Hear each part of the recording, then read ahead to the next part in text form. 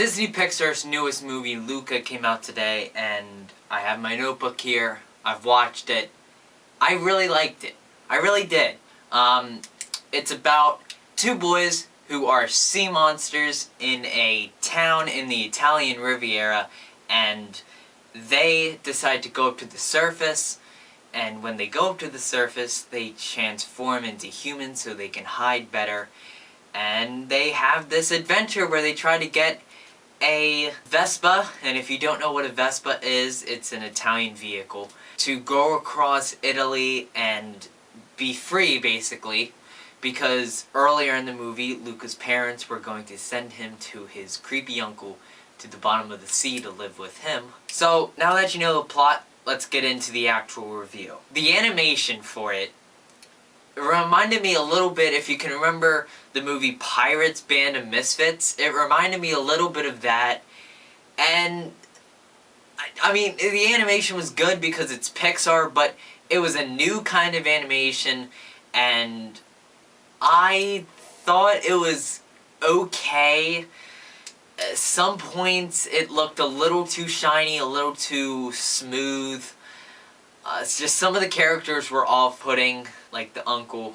He was really, really creepy. But animation-wise, it was good. It was a new style for Pixar. The movie first begins when you see a boatman in his boat. They're talking about the sea monster, and then all of a sudden the sea monster leaps above his boat and tries to, well, he doesn't try, he successfully steals some of the boat's items, like a record player and a clock. Basically, the sea monster, who is later revealed to be Alberto, steals a bunch of human items for his collection. Then we meet Luca, who is a fish farmer. And I'm not joking, he literally lives underneath the sea on a farm where he raises fish. And we are quickly introduced to his mother, who is voiced by Maya Rudolph. And why is Maya Rudolph always voices the mother, who's like the exact same character? I don't know, there's just some actresses and actors who play the exact same role every time. It's just a little bit weird. And then Luca finds a clock, and it sparks wonder and curiosity about what is the human world and what is it really like. It's revealed that his grandma used to go up to the surface, and his parents don't like that idea. But Luca doesn't care because he meets Alberto, who goes up to the surface almost every day because he doesn't have parents. So he can do whatever he wants, and what he wants to do is go up to the surface. So he brings up Luca with him, and Luca's a little bit skeptical, but realizes that the outside world is great, and he does want to be up there. So he spends the whole day with Alberto and then goes back down to the water, and then the parents realize what he's doing. When Luca and Alberto get out of water, the transition from the sea monster to human is very, very, very smooth. That and when they're talking about the stars are the best points in this animation, in my opinion. When they're in Alberto's hideaway or home, whatever you want to call it, Luca finds a poster about a Vespa, and he's like, oh, let's build one. So they do, and it builds their friendship better, and they build one that's kind of successful a little bit, and then it breaks right away, and you know, they're friends. They're formal friends now. And then Luca goes back to his home in the water, and parents are very, very, very upset with him, and tell him that he's gonna go live with his uncle, who is voiced by Sacha Baron Cohen, and is very, very creepy. Like, this is the most terrifying thing I've ever seen in a Pixar movie. This is so scary. So Luca decides to run away and goes with Alberto, and he says, there's one place that my parents won't find me, and that's the town. The Italian Riviera town. So they go there, they immediately meet a boy named Ecrole, who is immediately established as an asshole. And this guy looks punchable, but why does he look like Sacha Baron Cohen? Like, why did they... Pixar, why? Like, when I watched this and first looked at him, I'm like, Now, I know Sacha Baron Cohen is in this movie, but does he voice him? And unfortunately he doesn't, but I'm like, he looks exactly like him. Like, maybe I'm the only one, but look. Does he not look like him?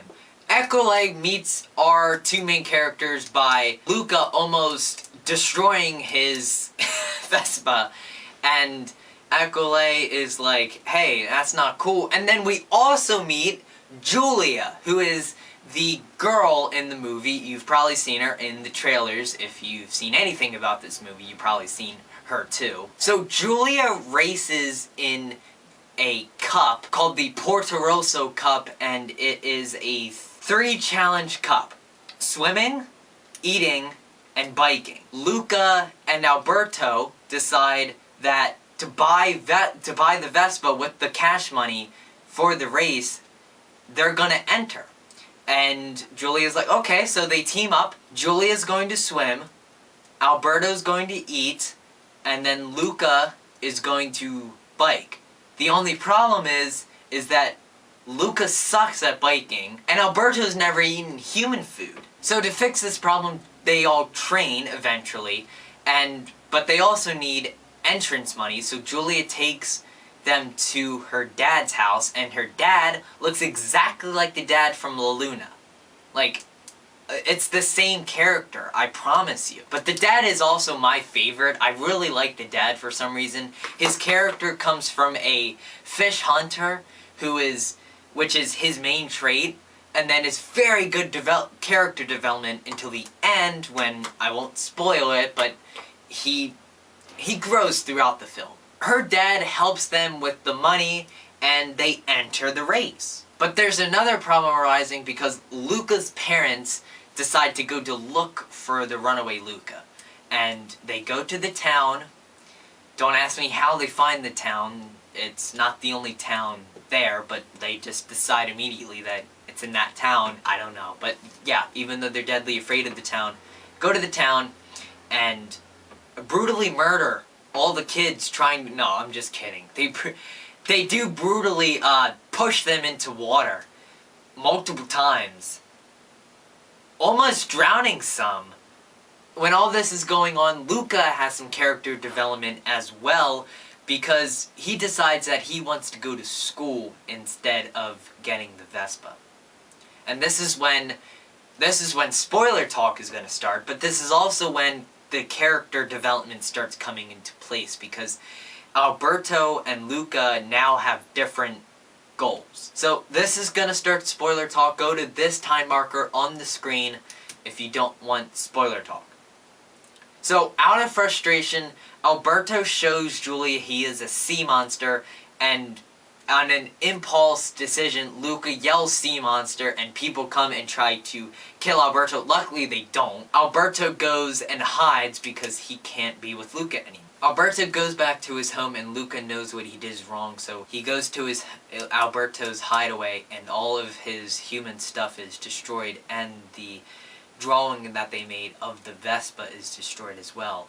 And Alberto tells Luca that the reason he has all this human stuff and there's markings on the wall is because his dad left, and Alberto decided to count the amount of days that he hoped his dad would come back, and he never did. So Alberto and Luca decide to join the race separately because they have different goals, but they are still friends, and their friendship is reconnected. So Luca is swimming. He shows up in full garb so they can't see he's the sea monster, and he's slow, but he gets to the next thing, and he eats. And then it's time for the bicycle. And now it starts to rain. And Alberto comes back. And Alberto says to Luca, you need to win it and go to school. The rain is too much, and Alberto is shown to be a sea monster. And all the townspeople try to kill him, but then Luca goes down the hill, picks Alberto up, and wins the race, and they get the prize money. And then the dad says, you know, this isn't right. They're not sea monsters. They are people. And Luca's parents find Luca. They're revealed to be sea monsters as well. And then all the townspeople decide, you know what, since the dad is okay with it, I guess we are, even That was a little bit of a, that should have been more developed. I believe that the townspeople just let it go that they were sea monsters. It was a little bit like, okay, you're pressing for time here. That wasn't the strongest point of the movie. But the ending is when it gets really, really good, because Luca goes to school with Julia, and he doesn't know it until Alberto says he sold the Vespa that they got with the prize money so Luca could go to school. And Alberto is staying home to help fish with the dad, which that doesn't make sense either, because that's cannibalism, but let's not worry about that right now. Let's not bicker and argue about who killed who. Welcome back, people who don't want spoilers. Again, please, for next reference, please watch my videos after you watch the movie, because I cannot talk about these movies without spoiling it. So, the ending is really, really good because our character development is done. You know, they both have separate goals now, and they're both met, and one has to give up their goal for the other. So, it's really a tale about true friendship and how friendship is a beautiful thing. And two things that I was hoping for when I was going into the movie.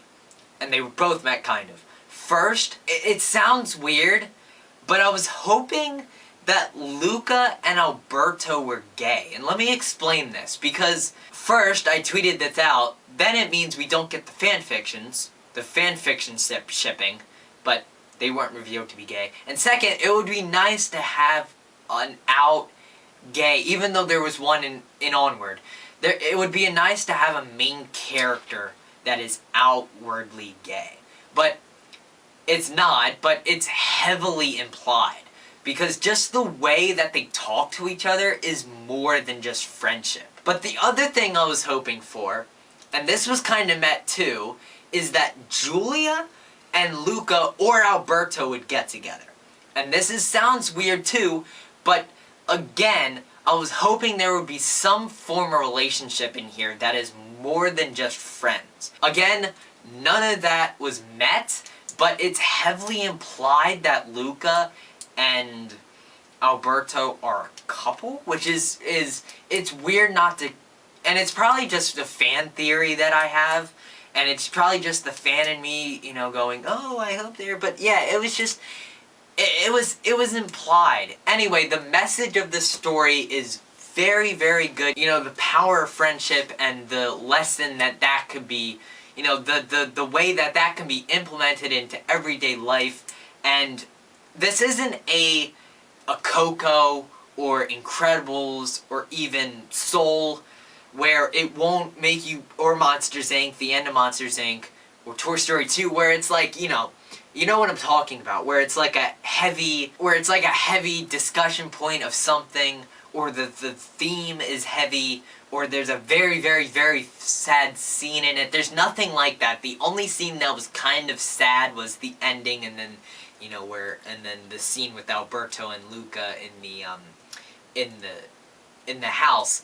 Other than that, this is not a sad movie, and I do recommend this. It's an original on Disney+. I don't believe it's in theaters, because it was changed from a theatrical release to a Disney Plus original. And for Easter eggs, I didn't see any. I did not see the Pixar ball, the Luxo ball, sorry. I did not see the Pizza Planet truck, and John Ratzenberger is listed on IMDb, but he is not actually in it. At least I did not hear it. So overall, I give Luca an 8 out of 10, and that's just because the theme was really good, the story was very well put together and executed, but the only things that I did not like was the animation was weird at some points. It wasn't really bad, but it wasn't, it looked weird at some points in the movie, just to me. And also, it wasn't really a heavy hitter, and we haven't gotten that yet from Pixar this year. Except, you know, at the end of the year we got that with Soul, but we haven't had that heavy hitter Pixar movie But anyway, 8 out of 10 for Luca. I really enjoyed it. It's a nice family movie that the whole family will enjoy over the summer. And with that, I hope this review helped. Hope you watched Luca on Disney+. And if you did, let me know down in the comments what you thought of Luca. Also, while you're down there, hit the like button and consider subscribing. It would make me a very happy man. And with that, I'll see you in the next one. Have a magical day, everybody.